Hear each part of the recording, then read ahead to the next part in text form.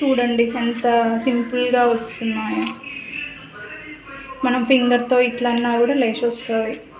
కాకపోతే కొంచెం కాలుతున్నాయి కాబట్టి స్పూన్తో తీస్తున్నాం.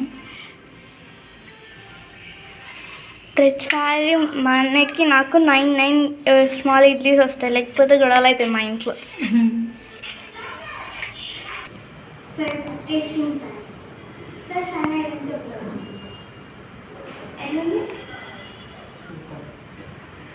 ఓకేనా? ఒకసారి ఇలా ఇలా చూపిద్దాం.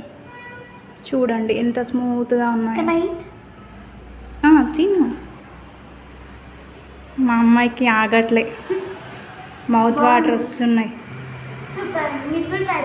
ఏగో మీకు ఇలా అర్థమవుతూ ఉంటుంది ఎంత గుల్లగా ఎంత చక్కగా వచ్చిందో. మీరు ట్రై చేయండి.